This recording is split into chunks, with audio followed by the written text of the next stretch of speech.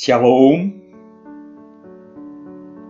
kekasih Tuhan, sidang jemaat yang dikasihi dan diberkati.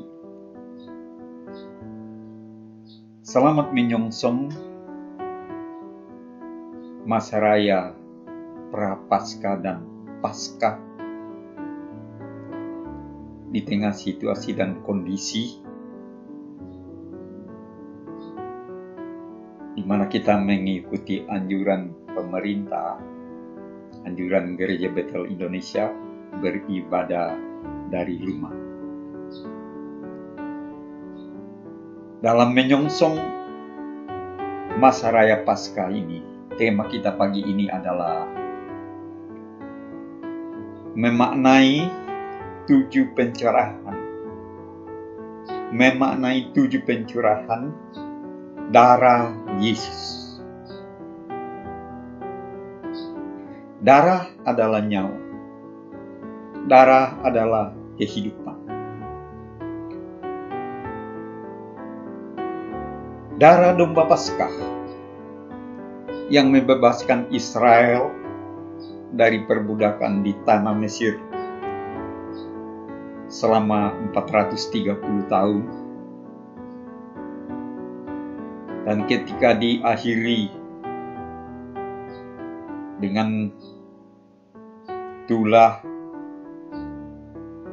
yang terjadi di Mesir, tapi bangsa Israel lepas karena terakhir adalah darah anak domba Paskah yang ditaruh di ambang pintu. Jadi mereka lepas dari maut yang mengambil anak sulung manusia dan anak sulung binatang.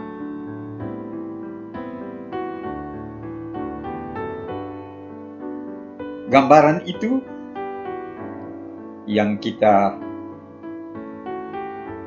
jadikan penuntun dalam menghadapi Paskah. Kalau darah adalah kehidupan, darah adalah nyawa, maka dalam merenungkan masa sengsara dari Tuhan Yesus sampai ke kayu salib, ada 7 pencurahan darah. Darah Yesus yang kita akan lihat apa maknanya, apa artinya bagi kehidupan kita sekarang ini.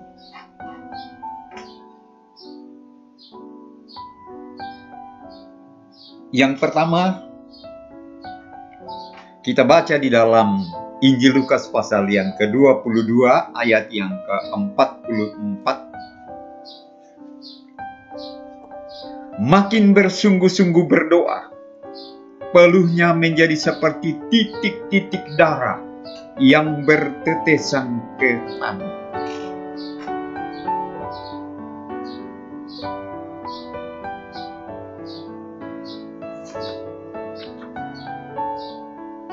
Peristiwa ini terjadi di dalam Taman Getsemani.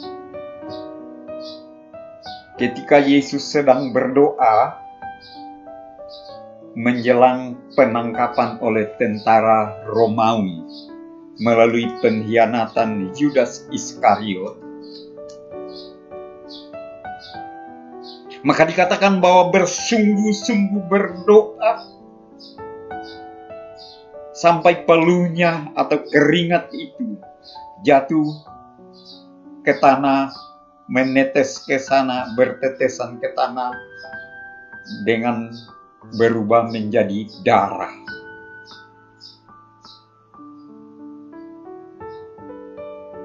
Seumur hidup, itu firman Tuhan.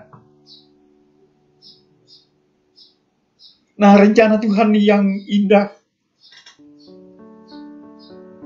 bagi manusia. Keringat dan peluh itu susah payah itu telah ditebus dengan tetesan darah Kristus. Ketika dia sungguh-sungguh berdoa, keluar darah dari keringatnya. Saudara, kalau ada orang yang mungkin darah tinggi keluar dari semua lubang darah, mungkin dari hidung, dari mata, dari telinga, kalau pecah pembuluh darah. Tekanan yang berat ini, saudara-saudara, karena apa? Manusia yang sudah dikutuki tanah tempat bekerja itu menerima akibatnya susah payah, berpeluh, berkeringat seumur hidup. Karena itu yang pertama keluar dari dalam badan Tuhan Yesus, darah itu adalah ketika dia berdoa, menggantikan yang berkeringat, yang berpeluh, yang susah payah itu. Nah, saudara, jadi kita bisa memaknai apa yang Tuhan Yesus lakukan, apa yang Tuhan Yesus kerjakan. Bagi kita orang percaya sekarang, bekerja adalah bekerja untuk Tuhan. Kemarin kita dengar, saudara, dikatakan bahwa menyangkut nyawa. Keadaan yang berdarah-darah sekarang ini menyangkut nyawa. Sebenarnya kita sadari benar, semua yang kita lakukan, yang kita kerjakan adalah menyangkut nyawa. Pendeta Dr. Eka Dharma Putra dalam bukunya Hidup yang Bermakna menyatakan bahwa pekerjaan seorang pendeta yang melayani di mimbar tidaklah lebih mulia daripada pekerjaan seorang tukang sapu jalan. Jadi darah Kristus yang mengubah pekerjaan itu, menjadikan kita semua, Yohanes 14 ayat 12, melakukan pekerjaan-pekerjaan yang Tuhan Yesus lakukan. Kolose pasal 3 ayat 17 dan 23, semua yang kita kerjakan, yang lakukan adalah untuk Tuhan. Maka betul pelayanan dari mimbar, pelayanan di gereja, sama semua dengan semua yang kita kerjakan, yang lakukan. Kita bekerja, kita belajar, kita mengasuh anak, bahkan sampai mungkin yang paling bawah. Saudara, ke tempat pembuangan air kecil pun, semuanya adalah menyangkut nyawa.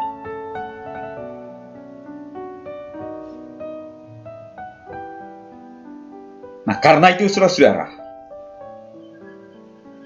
betapa mulianya kalau pekerjaan sesudah Tuhan Yesus meneteskan darahnya ke bumi, merubah pekerjaan itu. Bukan lagi untukku, bukan lagi untuk pribadi, bukan lagi, tetapi untuk Tuhan semuanya yang kita lakukan. Itu sebabnya keringat darah dari Tuhan Yesus membasahi bumi, mengangkat pekerjaan ke tempat yang mulia. Semua yang kita lakukan adalah pekerjaan yang mulia. Dari Taman Getsemani, kemudian berjalan ke pengadilan, berjalan ke pemerintahan penguasa, dan pada akhirnya dijatuhi hukuman mati, disalib. Sesudah ditentukan disalib, saudara, maka kita mulai melihat bahwa darah Yesus dari ujung rambut sampai telapak kaki. Sekarang yang kedua adalah darah di kepala Yesus, mengeluarkan darah karena mahkota duri. Matius 22 ayat 29. Mereka menganyam sebuah mahkota duri dan menaruhnya di atas kepalanya. Menganyam berarti melengkungkan. Menganyam berarti beberapa dijadikan satu ikatan. Mahkota duri yang durinya tajam diambil dari pohon yang berduri, di mana durinya sangat tajam untuk manusia. Mengapa ditaruh di kepala Yesus?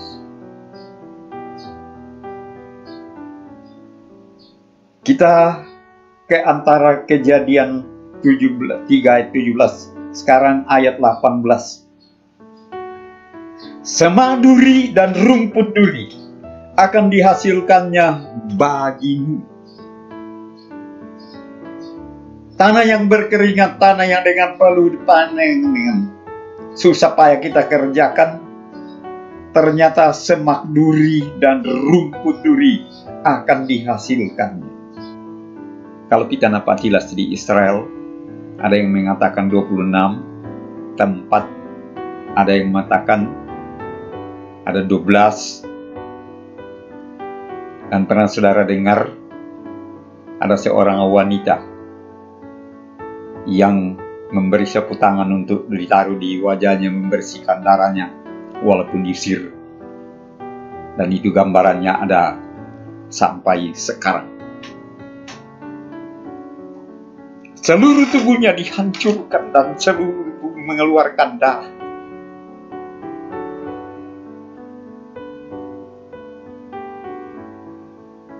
Sampai di Bukit Golgota masih dilanjutkan. Jadi perjalanan sampai ke Bukit Tengkorak itu luar biasa, mengalami siksaan. Dicambukin, ditendangin, dipukulin, diapa saja. Sampai di Bukit Golgota, kita melihat sedang mempersiapkan kayu salib. Maka mulai ditaruh. Tangannya berdarah, dilubangi dengan paku. Paku saudara untuk memaku kayu. Tapi ternyata buat ditaruh di kayu salib harus dilubangi itu tangan supaya paku bisa masuk. Tentunya saudara-saudara pasti mengeluarkan darah-darah yang masih tersisa.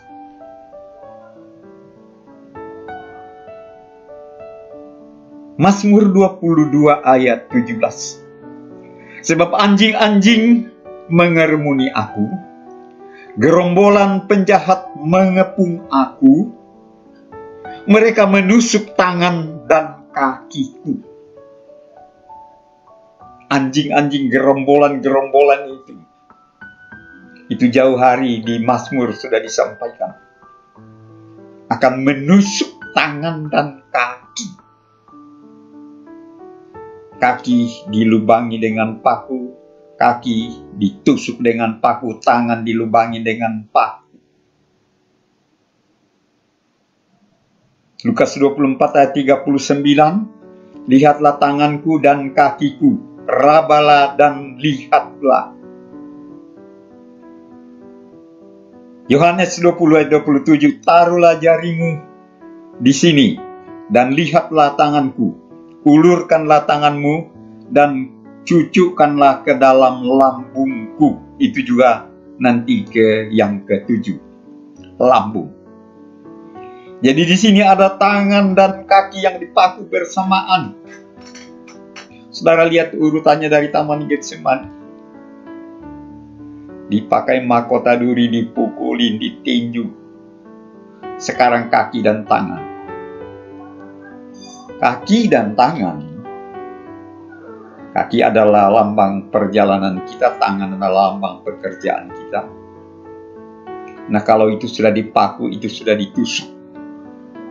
Dan dua-duanya mengeluarkan darah. Supaya apa? Kalau bilur-bilurnya tadi kita sembuh, nah supaya tangan itu, ulurkanlah tanganmu dan cucukkanlah, taruhlah jarimu, dan masuk di lubang-lubang itu yang sudah habis berdarah, saudara. Artinya apa? Tangan dan kaki, kita bisa menjalani kehidupan dengan tangan bekerja, kaki berjalan. Ada nyanyian anak sekolah minggu dulu. Tanganku kerja buat Tuhan, mulutku puji namanya, kakiku berjalan cari jiwa, upamu besar di surga.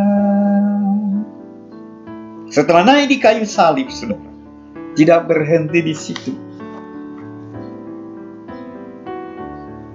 Yohanes 19 ayat yang ke-34. Tetapi seorang dari antara prajurit itu menikam lambungnya dengan tombak, dan segera mengalir keluar darah dan air. Cukup membayangkan, saudara, ini tempat yang sensitif, lambung.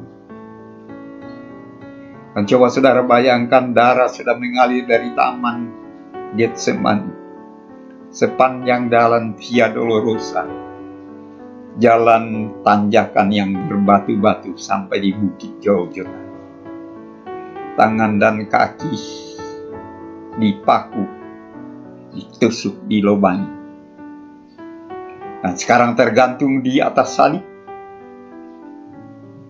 Membuktikan, saudara, tusuk lambungnya, ditempakin lambungnya. Jadi dengan segala cara, ditusuk, dilobangin, ditembakin. Semua badannya, saudara, dilukai. Seharusnya kita yang terluka seperti ini.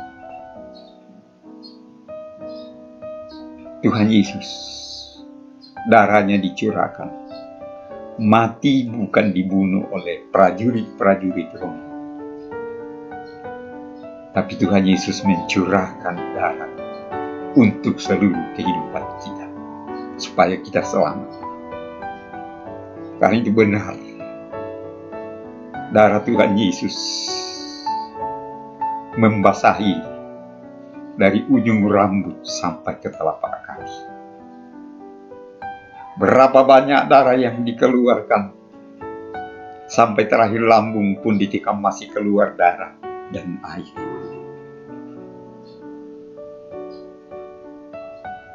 Kiranya sidang jemaat bisa memaknai pencurahan darah Kristus, darah yang mahal.